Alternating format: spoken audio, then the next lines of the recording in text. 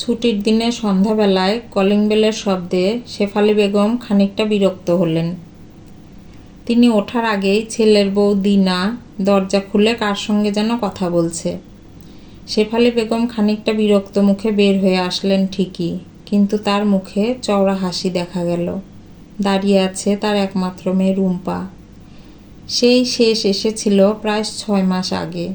কিরে মা, এই সময় তুই একা এসেছিস? হ্যাঁ মা, একাই এসেছি। হাসি মুখে রুম্পা উত্তর দিল, আয় ভেতরে আয়, তোমার সাথে অনেক কথা জমে আছে রুম্পা। দিনা হাস্যোজ্জ্বল মুখে বলে উঠল, ননদ ভাবির খুব মিল। সব শুনবো ভাবি, আগে একটু হাত মুখ ধুয়ে আসি। মা একটু পায়েস করবে? তোমার হাতে বানানো পায়েস খেতে খুব ইচ্ছে করছে। পাগল মেয়ে, এমন করে বলতে হয়? আমি এখনই করছি, তুই যা হাত মুখ ধুয়ে ফেল। হাসি মুখে রান্নাঘরে ঢুকে গেলেন শেফালি বেগম। দিনা নিজে থেকে শেফালি বেগমকে সাহায্য করতে রান্নাঘরে এলো। বৌমা, তুমি শুনতে পেলে না আমার মেয়ে আমার হাতে পায়েস খেতে চায়? তুমি যাও তো এখান থেকে, কিছুটা কর্কশ কণ্ঠে বলে ওঠেন শেফালি বেগম। দিনা মুখ কালো করে রান্নাঘর থেকে বের হয়ে গেল। রুম্পা আর আকাশের বিয়েটা গত 2 বছর আগে পারিবারিকভাবে বেশ আয়োজন করে হয়েছিল, কিন্তু বিয়ের পরপর রুম্পা এটা সেটা নিয়ে মায়ের কাছে অভিযোগ করতে থাকে শ্বশুরবাড়ির নামে। মা হিসেবে তিনি মেয়েকে খুব করে বুঝিয়েছেন কিভাবে চলতে হবে, সবাইকে কিভাবে আপন করে নিতে হবে, মানিয়ে নিতে হবে, নিজেকে অনেক স্যাক্রিফাইস করতে হবে, কম্প্রোমাইজ করতে হবে। তবুও মেয়েটা প্রায় সন্ধ্যাতেই ফোন করে কাঁদত। আজ কাপ ভেঙে ফেলার অপরাধী শাশুড়ি চড় মেরেছে, কিংবা কাল শ্বশুরের চা দিতে দেরি হয়েছে বলে শ্বশুর বকেছে, স্বামী মাঝে মাঝে হাত তুলেছে। এই ধরনের ঘটনা প্রায় বলেই রুম্পা কান্নাকাটি করত। তিনি সবসময় মেয়েকে বুঝিয়ে গেছেন সময় ধীরে ধীরে সব কিছু ঠিক করে দেয়। ওদেরকে আপন করে নিলে ওরাও আপন করে নেবে। গত 6 মাস ধরে মেয়ে আর ফোন করে কোনো রকম কমপ্লেন করে না। মেয়েটা সংসারের প্রতি মনোযোগী হয়েছে, সেটা বোঝা যায়।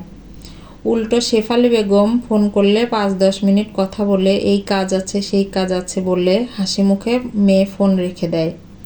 ফোনও করে 1-2 সপ্তাহ পর পর।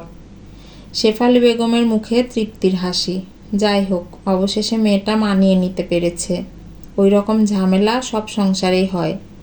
শ্বশুরবাড়িতে সব মেয়েকেই স্ট্রাগল করতে হয়, সব কিছু মানিয়ে নেওয়ার মতো ক্ষমতা মেয়েদের থাকতে হয়। শেফালি বেগম একটা বাটিতে পায়েস বেড়ে ডাইনিং টেবিলে এনে ঢাকনা দিয়ে রাখলেন। দিনা, যাও তো ফ্রিজ থেকে ঠান্ডা পানি বের করো, জানোই তো রুম্পা ঠান্ডা পানি ছাড়া খেতে পারে না। দিনা হাসি মুখে শাশুড়ির আদেশ পালন করল। শোনো দিনা, তোমাকে বলি, আমার মেয়ের কানে কিন্তু কোনো রকম মন্ত্র ভরবে না। যখন আমার মেয়ে ঝামেলার মধ্যে দিয়ে যাচ্ছিল, তুমি তো বলেছিলে প্রতিবাদ করা উচিত, আইনি পদক্ষেপ নেওয়া উচিত, এই করা উচিত সেই করা উচিত, না হলে একদিন তিলে তিলে আমার মেয়েটাকে শেষ করে দিবে ওরা। দেখতেই পাচ্ছ আমার মেয়ে হাসি মুখে তোমার সামনে দাঁড়িয়ে আছে, আর খুব সুন্দরভাবে তার সংসারটাকে সাজিয়ে গুছিয়ে নিয়েছে, যেটা তুমি এখনও পারোনি। কাজেই তোমার কাছে আমার বিশেষ অনুরোধ, আমার মেয়ের থেকে তুমি দূরে থাকবে। দিনার মনটা খারাপ হলো। সে রুম্পাকে খুব পছন্দ করে। রুম্পার ওপর যখন অত্যাচার হচ্ছিল তখন তার মন মানেনি, তাই সে ওইসব কথা বলেছিল। রুম্পার হাতে পায়ে কালশিটে পড়ে যেত, এত মারত ওকে। তারপর থেকে তো মেয়েটা আশাই বন্ধ করে দিয়েছিল। ফোনে অবশ্য কথা হতো, তবুও খুব কম। রুম্পা পায়েস খেতে খেতে বলল, মা আজ রাতে কিন্তু আমি তোমার কাছে থাকবো। ও মা, থাকবি? সেটা আবার অনুমতি নেওয়ার কি আছে? তা বাড়িতে বলে এসেছিস তো, নাকি আমি ফোন করব? সে তুমি চিন্তা করো না, আমি বলেই এসেছি। মা শোনো, তুমি ছোটবেলায় আমার মাথায় যেভাবে বিল্লি কেটে ঘুম পাড়িয়ে দিতে, আজ ঠিক সেভাবে বিল্লি কেটে ঘুম পাড়িয়ে দেবে। দেব? আমার পাগলি মেয়ে। এ কি, তোর হাতটা এখানে পুড়লো কিভাবে? এটা তো পোড়া দাগ মনে হচ্ছে। আর বললো না মা, গরম ডাল পড়ে গিয়েছিল, ভাগ্যিস সাথে সাথে পানিতে ডুবিয়ে দিয়েছিলাম হাতটা। কি যে করিস না, এত বড় হয়ে গেলি এখনো সংসারে কাজ ঠিক মতো করতে পারিস না। আর ঘাড়ের কাছে ওটা কিসের দাগ? বলবো না, বললে তুমি আবার বকবে। আহ বল না। সিঁড়ি থেকে পড়ে গিয়েছিলাম, শোল্ডার জয়েন্টটা ছুটে গিয়েছিল না কি হয়েছিল, ডাক্তার কটমট ভাষায় কি যেন বলছিল। সে কি? অস্ফুটে শব্দ করে বলে ওঠে শেফালি বেগম। জানাসনি কেন? তোমরা শুধু শুধু চিন্তা করবে তাই আর জানানো হয়নি। এখন তো ঠিক আছে, দেখো। রুম্পা ছোট বাচ্চাদের মতো এদিক সেদিক হাত নাড়িয়ে দেখালো। শেফালি বেগমের হাসি পেয়ে গেল। কে বলবে এই মেয়েটার ওপর দিয়ে এত ঝড় গেছে। আসলে মানিয়ে নিতে পারলে সবই একসময় ঠিক হয়ে যায়। রাতের বেলায় ডিম লাইটের আলোতে শেফালি বেগম ছোটবেলার মতো রুম্পার চুলে বিলি কেটে দিচ্ছেন। মা, তোমাকে একটা অনুরোধ করি, আমার কথা রাখবে তো? বল শুনি। তুমি ভাবির সাথে খারাপ ব্যবহার করো না মা। ভাবি খুব ভালো একটা মেয়ে। কই, আমি তোর ভাবির সাথে খারাপ ব্যবহার করি? একটু যদি কথার উপরে না রাখি তাহলে পেয়ে বসবে। তুমি না আমার লক্ষ্মী মা, তুমি বুঝতে পারো না আমি যখনই বাড়ি ছেড়ে গিয়েছিলাম আমার কত কষ্ট হয়েছিল। ভাবির বাবা মায়েরও তো কষ্ট হয়, তাই না? আর আমি যখন এই বাড়ি ছেড়ে গেছি তখন সব কিছু আমার কাছে অপরিচিত। সব ছেড়ে গেছি একদম একা। আকাশ আমার পাশে, তারপরেও আমার খুব খারাপ লাগতো। আর ভাইয়া তো বিদেশে থাকে, ভাবির কেমন লাগে বলো তো? তাই ভাবিকে যদি একটু আপন করে নাও তাহলে সেও দেখবে আমার মতোই তোমার আরেকটা মেয়ে হয়ে উঠেছে। আচ্ছা, এখন ঘুমা, আর জ্ঞান দিতে হবে না। আস্তে আস্তে রুম্পা ঘুমিয়ে গেল। শেফালি বেগম নিজেও ঘরে এসে ঘুমিয়ে গেলেন। ভোর 5টা নাগাদ দিনা দৌড়ে এসে শেফালি বেগমকে ঝাঁকাতে লাগলেন। ধর্মর করে শেফালি বেগম উঠে বসলেন। কি হয়েছে মা? রুম্পা নাকি? দিনা আর কোনো কথা বলতে পারল না, অজ্ঞানের মতো হয়ে মেঝেতে পড়ে গেল। শেফালি বেগম দৌড়ে রুম্পার ঘরে এলেন। সেখানে বিছানা খালি। উনি আবার দৌড়ে দিনার ওখানে গেলেন। পানির ঝাপটা দিয়ে কোনো মতে জ্ঞান ফিরিয়ে বললেন, কি হয়েছে? রুম্পা কি করেছে? ও তো ঘুমিয়েছিল। দিনা রুম্পার বাড়ির কাজের মহিলাকে ফোন করলো। উনি প্রায় 18 বছর ধরে ওই বাড়িতে কাজ করেন।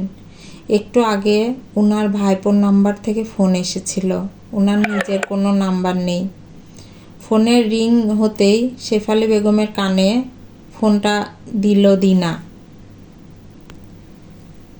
কি হয়েছে খাদিজা? আপা গো, আর কি বলবো? খাদিজা কাঁদতে কাঁদতে সবিস্তারে যা বলল তার সারমর্ম এই দাঁড়ায় যে রুম্পার উপর স্বামীর বাড়ির অত্যাচারের দিনের পর দিন বাড়তে থাকে। একটা সময় মানিয়ে নিতে নিতে সে নিজেই হাল ছেড়ে দেয়। খাদিজাকে সে খালা বলে ডাকতো।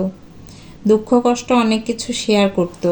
নিজের মা যে বারবার মানিয়ে নিতে বলে এটাও বলতো। এক সময় নিজের মাকে এসব বলা ছেড়ে দিল, কারণ রুম্পা জানতো আর বলে লাভ নেই। সপ্তাহ 2 আগে খাদিজা গিয়েছিল ভাইয়ের বাড়ি। এসে শুনে রুম্পাকে হসপিটালে ভর্তি করা হয়েছে। সে তড়িঘড়ি করে হসপিটালে যায়। সে এত কিছু বোঝে না, কিন্তু ডাক্তারের মুখে যতটুকু শুনেছে রুম্পার শরীরে 3 ভাগের 1 ভাগ পুড়ে গেছে। তাছাড়া হাত পা নাকি 2-3 জায়গায় ভেঙেছে। পুলিশও এসেছিল, কিন্তু যেহেতু আকাশের পরিবার অনেক প্রভাবশালী তাই কিভাবে যেন ব্যাপারটা ধামাচাপা দেয়া হয়। আজ সকালে মৃত্যুর সাথে পাঞ্জা লড়ে মেয়েটা অন্য দুনিয়ায় চলে গেছে। ফোনের লাইন কেটে শেফালি বেগম হতভম্বের মতো বসে থাকলেন। এমন সময় আকাশের ফোন এলো। হ্যালো মা, আসসালামু আলাইকুম। আপনারা পারলে একটু হাসপাতালে চলে আসেন। রুম্পার একটা অ্যাক্সিডেন্ট হয়েছিল, ও মারা গেছে। যেন দায়সারা গোছের কথাবার্তা। আমি রাখছি, এখানে অনেক কাজ। লাইনটা কেটে গেল। হঠাৎ করে শেফালি বেগম অপ্রকৃতস্থর মতো আচরণ করতে শুরু করলেন। চিৎকার করে কাঁদতে কাঁদতে বললেন, আমি মানিয়ে নিতে বলেছিলাম, আমি মা হবার যোগ্য না। দিনা এসে শাশুড়িকে জড়িয়ে ধরল। শেফালি বেগম রুম্পার শেষ কথা মনে করার চেষ্টা করল। রুম্পা বলেছিল দিনাকে যেন নিজের মেয়ে ভেবে নেয়। মা, আপনি কাঁদবেন না, প্লিজ চলুন, আমরা হাসপাতালে যাই। মা গো, কাল আমার মেয়েটা এসেছিল, তুমি তো দেখেছো তাই না? হ্যাঁ মা, দেখেছি, কিন্তু কেউ আমাদের কথা বিশ্বাস করবে না। ও শেষ ইচ্ছা পূরণ করতে এসেছিল, আমার একটু আদর নিতে এসেছিল, আমার হাতের রান্না খেতে এসেছিল। তোমাকে আমার আপন করে ভাবতে অনুরোধ করেছিল। এগুলো সব ওর মনের গোপন ইচ্ছা ছিল, যা এই কয় বছরে ও আমাকে বলতে পারেনি। দিনা অঝরে কাঁদছে, তারপরও শাশুড়িকে নিয়ে কাক ডাকা ভরে একটা রিকশা জোগাড় করে হাসপাতালের উদ্দেশ্যে রওনা দিল। তারা খুব ভালো করে জানে এটা স্বাভাবিক মৃত্যু না, খুন। কিন্তু তারপরও আকাশদের মতো পরিবারের তাতে ছাড় পেয়ে যাবে। কিন্তু শেফালি বেগম নিজে কি কখনো নিজের মনের জেলখানা থেকে ছাড় পাবেন? যদি সত্যি উনি দিনার কথায় প্রথম থেকে প্রতিবাদ করতেন, হয়তো এটা ঘটতো না। হয়তো রুম্পার সংসারটা ভেঙে যেত, কিন্তু মেয়েটা অন্তত বেঁচে থাকতো। তার বুকের ধন তার বুকেই থাকতো। ডুকরে কাঁদতে কাঁদতে শেফালি বেগম দিনার কাঁধে মাথা রাখলেন। গল্পের নাম শেষ ইচ্ছা, কলমে সুবর্ণা শারমিন নিশি, কণ্ঠে লাবণী সাহা।